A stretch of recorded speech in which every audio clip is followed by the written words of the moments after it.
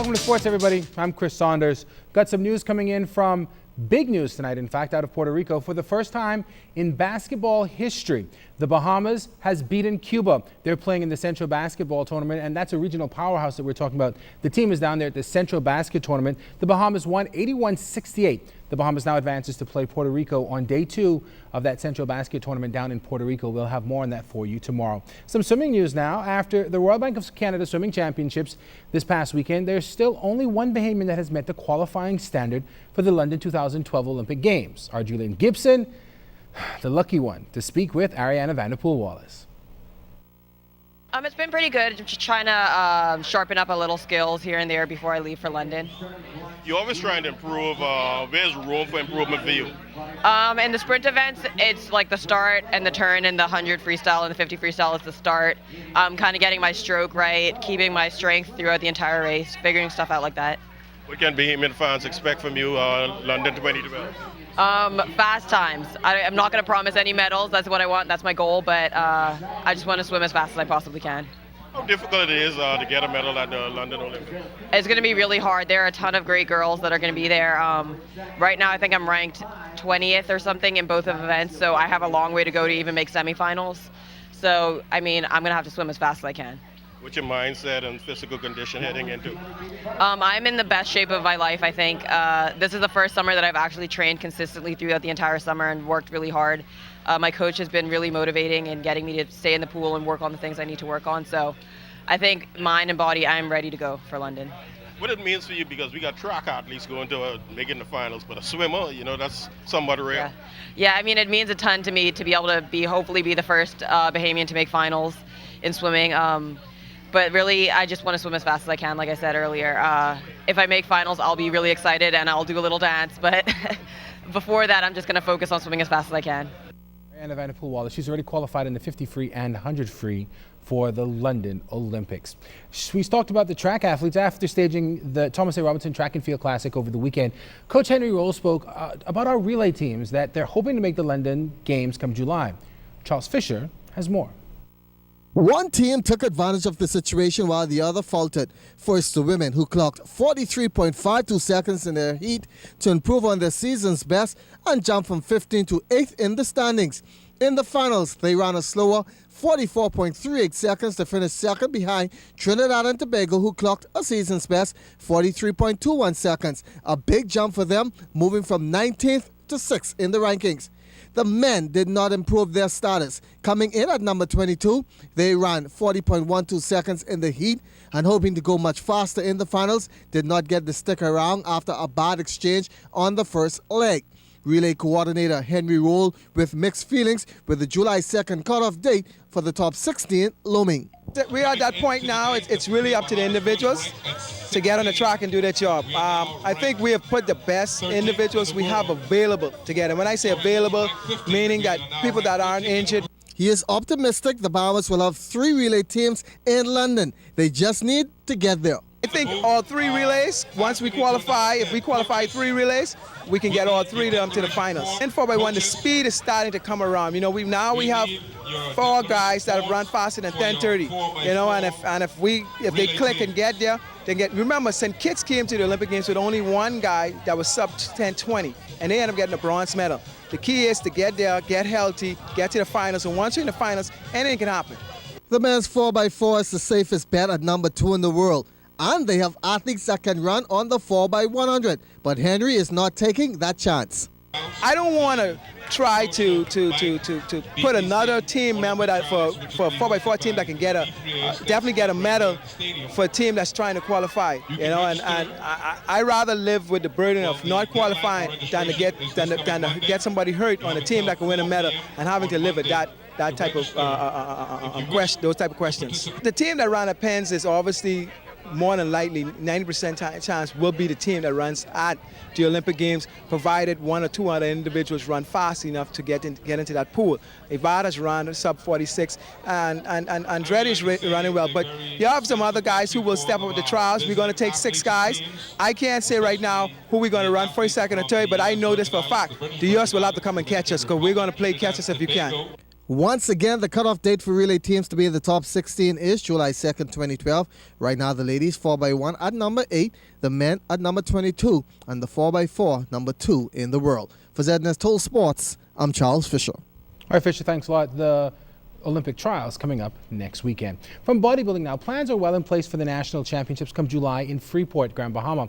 Now, after the New Providence Bodybuilding and Fitness Championships on Saturday at the Rainforest Theater, we spoke about the showdown in the second city. In fact, Danny Sumner that is, says that more federations and associations should take their major events to Grand Bahama to help the restoration of that economy.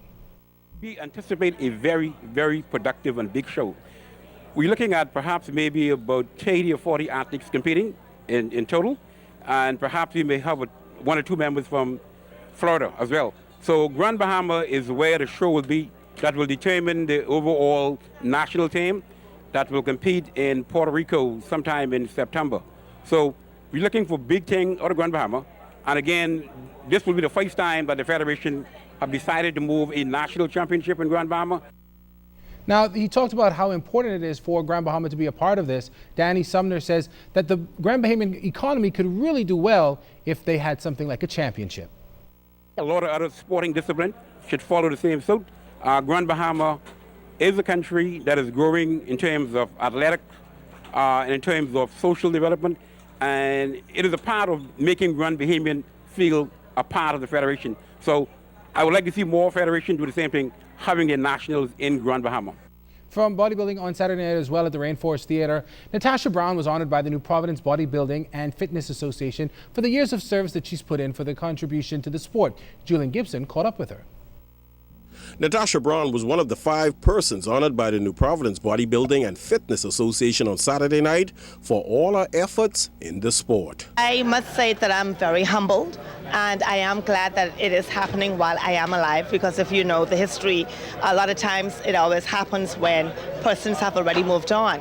I think she's an outstanding athlete, and it's something that's well deserving, and she stands to be commended for her outstanding contributions that she's made to society and to all of the general public. I think that it's wonderful that she's being recognized for what she does.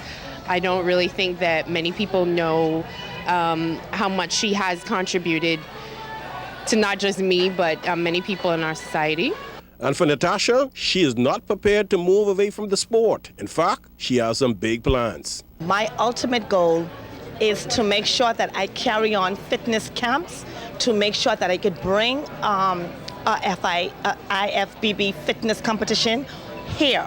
A lot of times we have to travel abroad, and so I'm really hoping that tonight marks the beginning of something great for bodybuilding and fitness, and it would also give other younger women coming up in the field an opportunity. If they don't make it in track and field or volleyball or even bodybuilding, they have a softer side to the bodybuilding and fitness. Natasha hopes to start her summer camp in July. Reporting for ZNS Total Sports, I am Julian Gibson. I wonder if she could tackle the fitness with me. We'll see how that goes.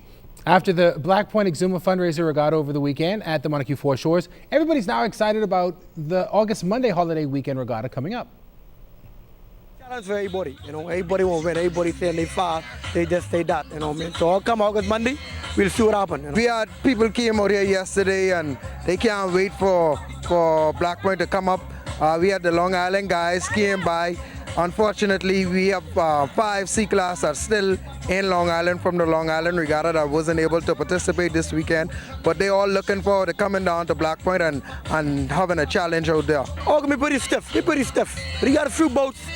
I mean, they're all trying to beat me, Lady Yona. They're trying to beat me, but they can't beat me. To my good buddy, you know what I mean? They're trying to beat me, but it's hard. It's pretty hard to beat me. Black Point Regatta set for the August Monday weekend. Some boxing news now. When it comes to professional boxing, Ray Minus Jr. says he's had a lot of problems throughout his career. The least for him, though, has been the Boxing Commission. Class promotion, was under attack by the commission.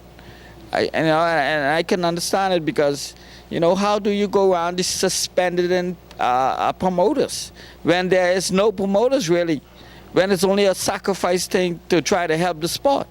you know, and Rather than work with you, they were working against you. that's what I can understand. I still trying to this day, what went wrong, and I can't believe it. Are you willing to sit down with the Boxing Federation once again and try and get to the bottom of this? Yes, I'm always willing. Definitely, I would be willing to see how we can fix things to the best and get this thing going. I really think boxing has great potential. I think many Bahamian, many young men out there is looking for something to do. Many of them love boxing. They start and then they see that it's not so organized, they stop. Many of them looking for something to do, and Bahamians have great potential. Interesting conversation there between Ray Minus Jr. and Julian Gibson. That'll do it for sports, though. I'm Chris Saunders. Your final look at weather is still to come.